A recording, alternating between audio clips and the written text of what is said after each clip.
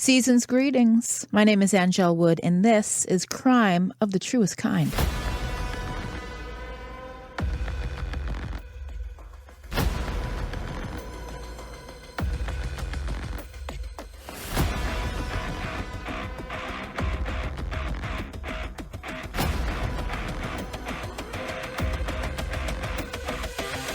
Welcome back to Crime of the Truest Kind. It is Angel Wood. Online, crimeofthetruestkind.com, where you can link to the gallery for the photos that I share for every episode.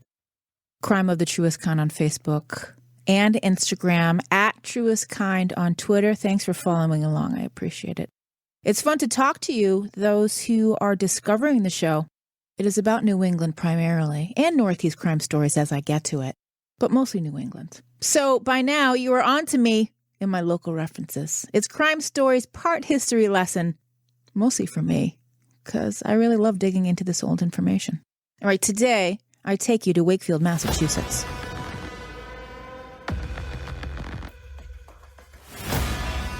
Wakefield, Massachusetts is a lovely suburb of Boston, a population just shy of 25,000 at the 2010 census. Not much more than that now. It's a bit bougie, pretty white, just 10 miles north of Boston. It's located conveniently to pretty much everything. Easy access via two major highways, Route 93 and 95/128, which is essentially the same thing, and a commuter train on the MBTA. Many notables from Wakefield. My friend Adam 12, radio DJ, currently heard on Rock 92.9. I'd be surprised if he ever hears this. A long list of sports figures that I will not list. Some big names: Israel Horovitz, playwright, screenwriter, director, and actor born in Wakefield. He wrote a lot about Wakefield, including a book known as the Wakefield Plays. His son is maybe more recognized in certain demographics. Adam Horovitz, also known as Ad Rock from the Beastie Boys. The elder Horovitz co-founded the Gloucester Stage Company in 1979, served as artistic director until 2006, served on the board, but resigned after the New York Times reported allegations of sexual misconduct. I had nearly forgotten about that very important last part. He did pass away in November of this year. Buffy Sainte-Marie, the award-winning folk singer, songwriter, Academy Award-winning composer, grew up in Wakefield and graduated from Wakefield High in 1958. She was born in Canada and is considered among the most recognized contemporary Indigenous Canadian American artists. And I also ran into her at an airport in Montreal. I was at a music conference, and she was given like a Lifetime Achievement Award. Scott Brown, former Massachusetts state and U.S. senators from Wakefield. He won Ted Kennedy's long-held Senate seat in a special election against Massachusetts Attorney General Martha Coakley after Kennedy died in 2009 of a brain tumor. In a real come-from-behind win, Brown beat Coakley. He had been trailing, but in a surge in the polls, something I liken to the turtle in the hare, he became the first Republican candidate elected in the U.S. Senate from the Commonwealth in nearly 40 years. Simply put, Martha Coakley ran a really bad campaign, as evidenced by the fact that a Republican won Ted Kennedy's seat. In 2012, Scott Brown ran to serve a full Senate term, but got spanked by Democratic challenger Elizabeth Warren. She took 53.7% of the vote, making her the first woman ever elected to the U.S. Senate from Massachusetts in 2012. Elizabeth Warren remains a Massachusetts state senator, and Scott Brown moved to New Hampshire to try to win a New Hampshire Senate seat, and well, that didn't work out so well. Brown went on to serve as U.S. ambassador to New Zealand and Samoa under the Trump administration. Also from Wakefield, Charlie Moore. Locals know him as that guy who does the fishing show on NECN. He also wears a lot of Ed Hardy. A major attraction in Wakefield is Lake Quinnipiac. You can see its other attraction from there, a monstrous Jordan's Furniture Complex in neighboring Reading. It's ginormous and something I don't think the residents of Wakefield were very psyched about. You can't swim in the lake, but you can kayak on the lake and walk around the lake and run around the lake and have picnics around the lake and walk your dog around the lake. Fun fact, Wakefield is home to one of the oldest flying model airplane toy manufacturers in the world. Paul Kague-Willow Company, well known for its line of balsa wood model airplane kits. Now, I know nothing about model airplanes, nor will I pretend to speak with any authority on this topic, but I thought it was really cool. And as a New Englander, I think I should tell you that we are home of one of the most famous balsa wood model airplane kit manufacturers in the world. I love to dig through all of this information. Wakefield was once home to an amusement park called Pleasure Island. I didn't even know this. It was intended and billed as the Disneyland of the Northeast. The park lasted about 10 years before it folded. It took that long to figure out that it was cold in Massachusetts 7 months out of the year. The reason for closing, unseasonably cold weather that put a damper on attendance outside of peak months. In 1971, a fire burned down much of what remained of the park. That area was turned into an office park called Edgewater Park. Now, Edgewater Park, no connection to Edgewater Technology, which I am about to tell you about. This is Christmas week. We are all feeling a lot different about the season. Many of us are out of work. Others are working remotely for the foreseeable future. And for many service and retail staff forced to soldier on, this is Hell Week. Christmas week in the office is a wash. Pretty much everyone is checked out. The week between Christmas and New Year's is one of the most popular weeks for people to take off. It is also hell on earth for people who work in retail. So please make sure, when you are feeling all fa la la la la and eat, pray, love, that you do not yell at an underpaid and overworked clerk at Talbot's or wherever the fuck you buy your shit. I don't mean you. You are totally cool, I am certain. But because you are listening to me right now, I know that COVID has forced us into new, uncharted, and unwanted territory. So please be easy on the people that are forced to work with the public. Now, of course, I hope you're all finding ways to stay safe and sane, and listening to crime stories is an excellent idea, in my opinion. There was no story of Edgewater Technology in Wakefield on Friday, December 22nd, the last day of work before they went on their Christmas break. We would have been happy to have kept it that way. History changed that December 26th, 2000. Today marks the anniversary of that workplace mass shooting. 20 years taken from these men and women, these mothers and daughters, fathers and sons, a brand new mother, a grandfather. 20 years taken from children who never got to know their parents. On that Tuesday, the day after Christmas, 7 employees who were among half of the staff of Edgewater Technology in Wakefield, Massachusetts, came into work that day, never to make it home. A coworker, armed to the teeth, showed up to the job he'd had for less than a year to exact his revenge. Perceived and twisted revenge. Equipped with a shotgun, a semi-automatic assault rifle, and a semi-automatic pistol, and a bag full of ammunition, he had a few chats in the kitchen that morning, walked back to his desk, grabbed his guns, and unceremoniously opened fire. It was a calculated attack that left 7 people dead. It lasted less than 10 minutes. Sometime after 11 a.m., Wakefield police began to receive a number of calls about shots fired. As the shots began, several employees who heard the chaos unfolding fled to the store they frequented across the street and called 911. When it was over, 7 of the company's employees were dead. 2 were killed in the reception area, while 5 others were found at their desks or in a colleague's workspace. Shell casings and bullets were littered all over the office space. It wasn't hard to find the person who did it. In fact, police found the shooter sitting calmly in the reception area, the body of a victim laying nearby. With his weapons in reach, he was arrested without incident. The killer had no prior criminal record and was not known to law enforcement. As the identities of those who were killed were made public, the news of the day became even sadder. Jennifer Bragg Capobianco was the 29-year-old new mom who'd returned from maternity leave just days before Christmas and was helping out in accounting temporarily. Jennifer was actually part of the marketing group and had been working off-site for most of the time. She grew up in Washington, D.C., and went to the University of Massachusetts in Amherst, where she met her husband, Jeff. They were college sweethearts who'd gotten married in 1998 and rented an apartment in Brighton, an area of Boston. Jeff was working as an EMT, and friends called them the ideal couple. They were excited when their first baby, Eva, arrived 2.5 months earlier. They were devoted new parents who had just celebrated their baby's first Christmas.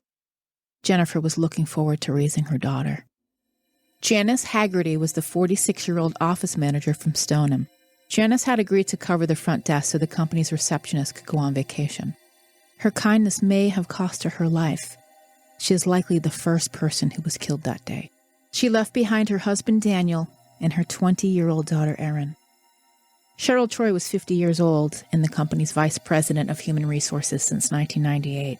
She'd previously worked for the Massachusetts Bay Transportation Authority, also known as the MBTA.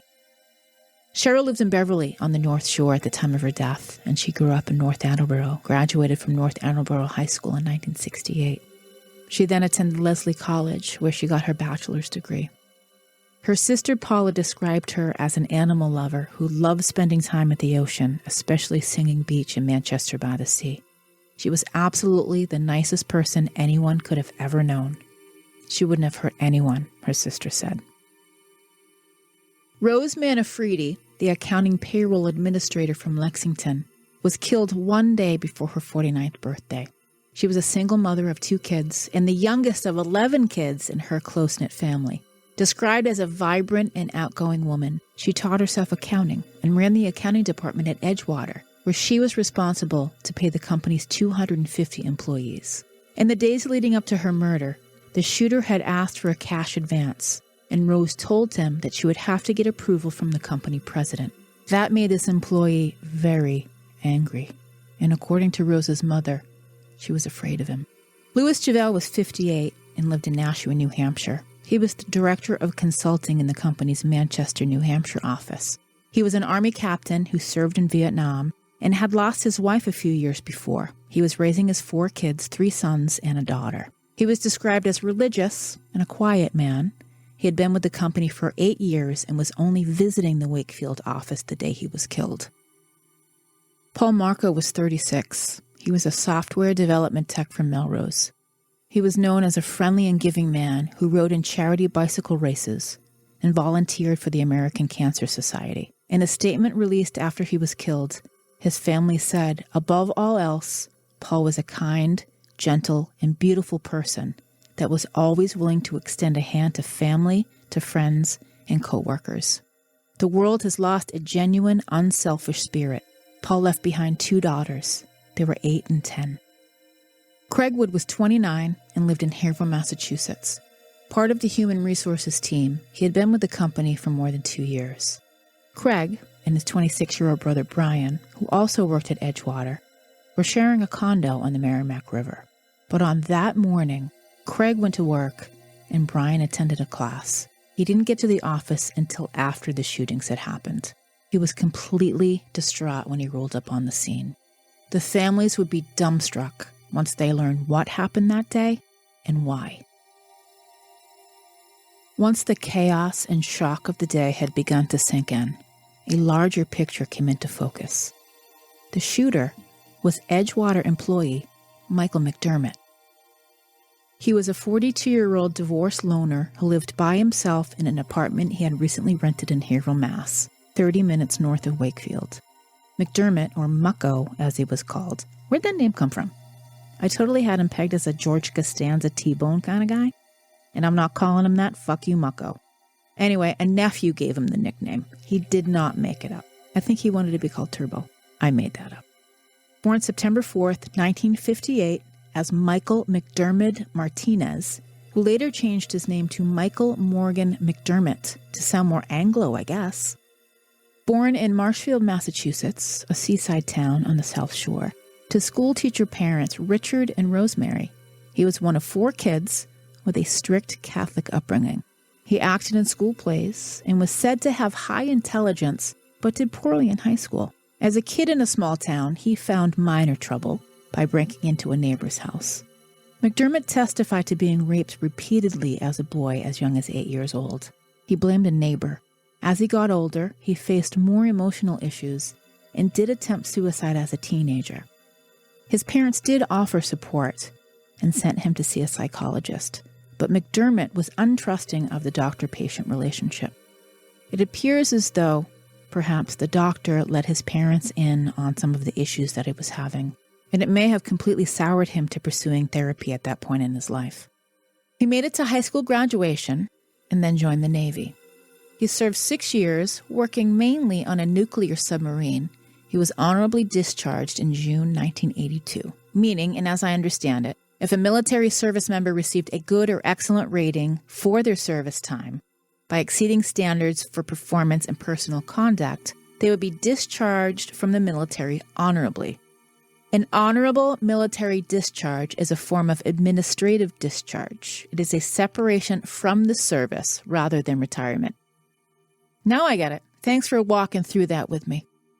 That year, he took a civilian job at the Maine Yankee Nuclear Power Plant in Wiscasset, Maine. A beautiful town on Maine's central coast. Maine is magnificent. Go there, locals and non-locals, when it is safe to do so. The plant operated from 1972 until 1996 and was, if I had to guess, a good job source for people in the region. It was closed down when it became too expensive to fix. Now, when it was built in the 1960s, it cost some $230 million to construct. No jump change. McDermott performed favorably and got a promotion at the plant in 1985 and was training to become a reactor operator, a position he never ended up holding. All of this led to a great deal of stress for him, and he made another attempt at suicide. He was hospitalized in Pembroke near his hometown.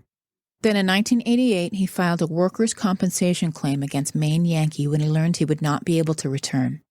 He won that claim and received a settlement in the area of $85,000. His hospital records, as revealed in court documents, indicated that the attempt to take his own life was due to his feeling of helplessness, inasmuch as he felt he was doing everything correctly, but the world was not treating him fairly. It was just everyone around him. And then in May 1989, he was admitted to a Boston hospital for suicide ideation while studying at Northeastern University. By the turn of the new decade, he was living in Weymouth, Massachusetts, and working at his new job as a technologist in the battery products group of Duracell in Needham. Stress seemed to be the trigger for his ideation, and he made another attempt and was back at Pembroke Hospital for 7 weeks. By 1992, things seemed to have stabilized for McDermott. He rekindled a friendship with a woman he knew from high school, and the two were married on September 26, 1992. The marriage to Monica Sheehan lasted about 4 years. They separated May 1996 and divorced a year later. It's right about that time when McDermott's appearance began to change. He had gained a significant amount of weight and stopped grooming his hair and beard. People did notice his shaggy appearance. Despite all of this, he held on to his job at Duracell for 10 years and was given the option to move with the company to its new location in Bethel, Connecticut, an area very close to Newtown, actually. God bless those families, by the way. This month marked 8 years since that mass shooting. Not wanting to move to Connecticut, McDermott resigned from Duracell and took a job with Edgewater Technology as associate software tester in March 2000. By that fall, shit was hitting the fan, and he had growing debt. He owed back rent at his Weymouth apartment and moved an hour north to Haverhill, and things were about to get much worse. In the Commonwealth versus Michael McDermott, I am about to dig in to some court documents. Please join me. Michael McDermott started at Edgewater Technology in February 2000. His employment there seems to be pretty benign. I wasn't able to find anything substantial to indicate that his coworkers thought he might be dangerous. On December 14th, 2000, he had a conversation with Cheryl Troy, the VP of HR, and Patricia Borer, the company's chief financial officer, about his unpaid taxes. The IRS had notified Edgewater Technology wage garnishment was to take place and that a portion from his paycheck was to be taken. He owed some $5,500 in back taxes. Edgewater was required to do the garnishment until the lien was paid in full. McDermott insisted that he did not owe the IRS any money. He was very angry and indicated that he did not understand why Edgewater had to comply. Later that same afternoon, Mark Tamborajian, the program manager in charge of the application support team that McDermott was a part of, made a plan to help resolve the tax lien. On December 18th, Tamborajian joined McDermott in a telephone conference with the IRS that terminated when Tamborajian realized that nothing was going to be resolved. McDermott was unwilling to set up any payment arrangements and was adamant that he would not pay any money to the IRS. He was doubling down on that. He was having financial trouble, he was behind on his car payment, and had recently left his Weymouth apartment owing back rent. And because he owed so much on his car, it was about to be repossessed by the bank. He had started to park on the street in the neighborhood around Edgewater instead of the employee parking garage across the street. On Friday, December 22nd, McDermott asked 3 of his co-workers to come to his cubicle and witness the signing of his will. He walked them through the instructions, they witnessed his signature to the document, and then they signed it themselves. On Sunday, December 24th, the defendant test-fired a shotgun off the side of Crystal Street in a secluded area of Haverhill, which was about 5 minutes from the defendant's residence. On Monday, Christmas Day, December 25th, McDermott entered Edgewater Technology at 6:57 p.m. and left 18 minutes later. On Tuesday, December 26th, McDermott entered Edgewater at 10:29 a.m. carrying a large black duffel bag. It was right after he parked his car in the Edgewater employee garage. He walked into the office kitchen, had a brief conversation with one of the senior consultants. McDermott also engaged in a conversation with another coworker about living in Haverhill. It is possible that this was Craig Wood, who also lived in a condo on the river in Haverhill. McDermott, a.k.a. the defendant, and I am aware that I'm saying both throughout the story, he was cordial but abruptly ended that conversation when the coworker noticed a large black duffel bag on his desk.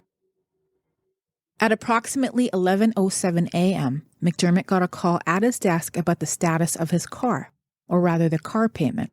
He told the rep on the phone that he no longer needed the car and where they could find it. He parked at the one place he avoided for weeks, the Edgewater employee garage. When he ended that call with the bank, McDermott walked from his desk to the reception area carrying the duffel bag. Janice Haggerty was covering reception that day and was at the front desk with Cheryl Troy. When she saw McDermott coming down the hallway with the bag, she asked, "Where are you going with that bag?" And all he said was, "Actually, I need to see someone in human resources." It would be the last moments that Janet and Cheryl would be alive. McDermott aimed the assault rifle and fired twice, and then 10 more times in rapid succession, killing both Janet and Cheryl. Then he quietly said, "It's okay." I don't know if that was some attempt at comfort. It's sick either way. The accounting department was on the south side of the building where Linda Tessier worked in accounts payable. She heard loud noises coming from the north side of the building and called Janice Haggerty in reception. She did not answer. Rose Manfredi was the payroll manager responsible for bi-weekly payroll and was processing payroll on that day. Payday was that Friday, December 29th, and scheduled as the first week that Michael McDermott's salary would be garnished. Rose was standing with Paul Marcoux, a project leader, by a filing cabinet in the accounting area of the office. She asked Linda Tessier to shut and lock the door. Linda told everyone to get under their desks. Paul climbed under a coworker's desk. Linda hid under her desk. She pulled her chair in that had her jacket draped over the back of it. Jonathan Land, the VP of Consulting Services, was talking with Louis Javel, the director of this same group. He was also McDermott's direct supervisor. They were in a hallway in the mezzanine area of the south side of the building facing reception. McDermott walked toward them, assault rifle in one hand and something else in the other. When he was approximately 15 feet away from the two men, Louis said, "Oh shit." Jonathan Land went back to his office and heard Louis ask, "Mike, why?" This was followed by a loud popping sound. It's certainly unclear to me how Jonathan Land was reacting or if he even knew what was taking place at that moment. McDermott aimed his weapon at Louis and shot him 4 times, killing him. Jonathan Land then heard Craig Wood, a technical recruiter who had been sitting in his cubicle in the mezzanine area. He said, "Mike, no." He was shot in 2 series of blasts, killing him. Between the series of blasts, Craig was heard saying, "Ow, then please." McDermott moved on to kill Jennifer Capobianco, who was working in accounting only temporarily and was seated in a cubicle in the mezzanine area not far from where Craig Wood was. He shot her 4 times in the back. He then headed to accounting and fired through the locked door. From under the desk, Linda Tessier saw legs walking by. She peeked out from behind her jacket and saw McDermott holding a rifle in his right hand. He stopped between the cubicles that Paul Marcoux and Rose Manfredi were under and raised his left arm toward Paul. Linda closed her eyes and heard 2 shots. After a 3rd shot, she heard Rose yell, He went on to shoot many more times.